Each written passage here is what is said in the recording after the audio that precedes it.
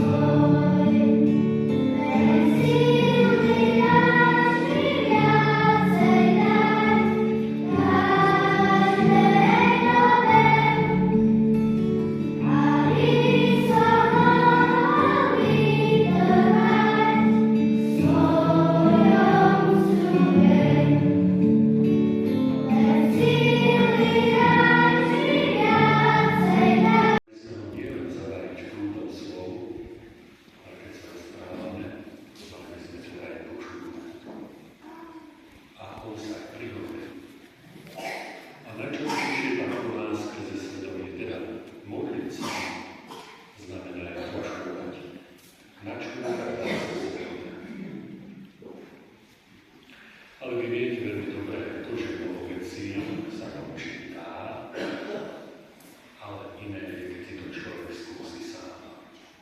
Môžete poznať recept na dobré jedlo, ale až keď ho vyskúšate navariť, pripraviť, až potom poviete, viem, aké to je. A tak je to aj s modlitbou. Budeme vedieť, aké to je modliť sa až potom, keď to vyskúšame. Keď začneme slovo našim Otcom, pravidelne sa vyzovárať. On nás má vybličia každého. A s tým môžeme začínať aj každú modlitbu, že mu poďakujeme za jeho lásku, za to, že nás má rád a že chce pre nás len dobro. A už tu mám Boh. Tak to chcel.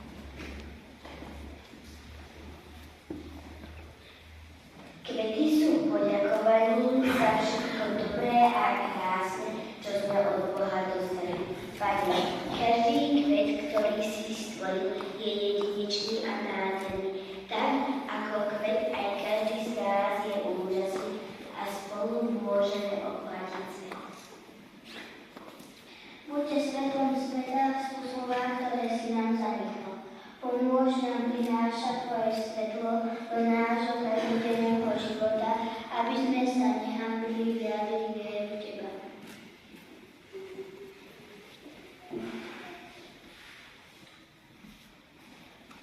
Košielka symbolizuje čistú dušu. Ďakujeme Ti, Pane, že si nám dal život a že si dal našim rodičom odvahu vychovávať nás vo viere a že sa môže tešiť z prítomnosti Pána Ježiša v našich srdciach. Deň bez mojich je ako obloha a slnka, ako západajúce svetlo.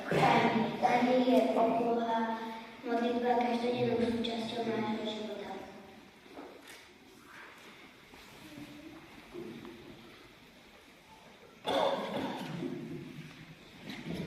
Pane, prinášame Ti tento rúženec.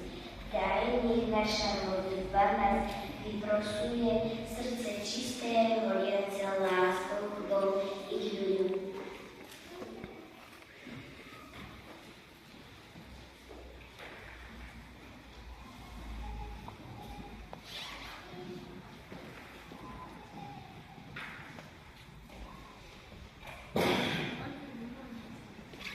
Pane Ježišu, tento chlieb a víno sa za malú chvíľu stanú Tvojim telom a krvou. Prosíme ťa, daj, aby sme ťa často prijímali.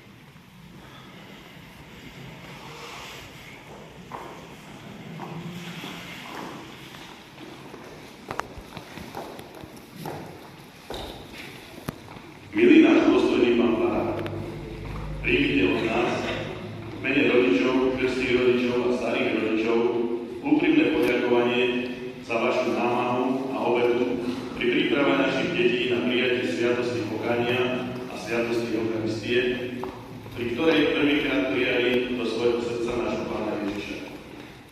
Prajeme vám a vyprosujeme vám, aby vás Boh naplnil svojich požehnaní, dal vám potrebnú silu a všetky milosti k tomu, aby ste verne, horlivo a radostne žil svoje kňazstvo a vykonával tak ešte veľa dobrého aj pre spásu našich duší. Ďakujeme aj pani katechétke za všetky tie hodiny náboženstva, na ktorých našim deťom vysvetľovala podstatu katolíckej viery a usmerňovala ich v chápaní Božieho slova. Vďaka patrí aj celému učiteľskému zboru v základnej škole, ktorý taktiež pomáha svojou prácou nám rodičom pri pestovaní viery našich deťov. Poďakovanie a uznanie si zaslúžite aj vy, prvopríjmajúce deti, za vašu túžbu a ochotu prijať do svojho srdca nášho Pána Ježiša a preto vám všetkým želáme, aby ste si pocity z tohto okamihu zapísali do svojich srdc s vedomím toho, že čokoľvek vás v živote postretne, môžete sa spoliehať na Pána Ježiša, ktorý vás bude v Eucharistii sprevádzať po celý život. Nech po celý čas pristupujete k Eucharistii s takým nadšením a očakávaním, ako v tento deň vášho prvého svätého príjmania.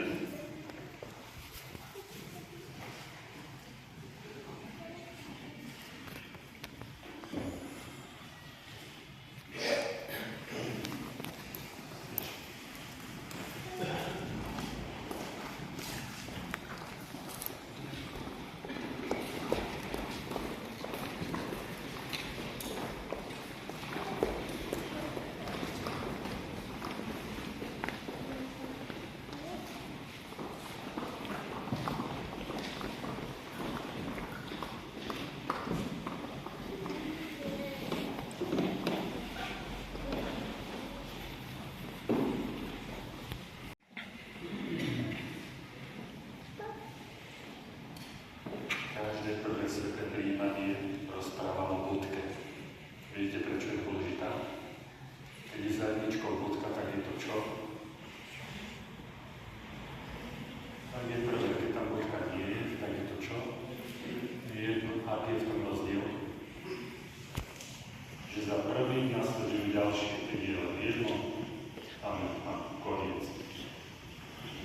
Aj vám som povedal, aby toto bolo to prvé z bodkov, že za ním nasleduje aj ďalšie, aby to nebolo len jedno príjmanie a istý, že nebude. Keď sa vrátim k tomu nášmu plakátu, ktorý tu máme k tomu obrázku, všimli ste si tie ruky? Čie sú tam ruky? Koho tam vidíte? Toto sú koho? Nejaká babka? Kto to bude? To je nejaké detské ruky. Toto tu? Čo myslíte? Ja. Tu nejaká babka tam ľavo, to sú také pokrútené ruky. Prikryté. No, to je nejaký nedostáv. Ale všimnite si všetci, čo robí jednu vec. Modlia sa. Či detské ruky, či dospelé, či ruky rodičov, či ruky starých rodičov. Všetci sa môžu modliť. Vy si dajte mi sa takéto predstavzať, že zložené ruky nie sú vám vlastné, aby tá modlitba bola vlastná, ktorou príjmete požehnanie. To je tam vďaka každému, kto sa pričinil na tej vďaka Ježiščanko. Vďaka za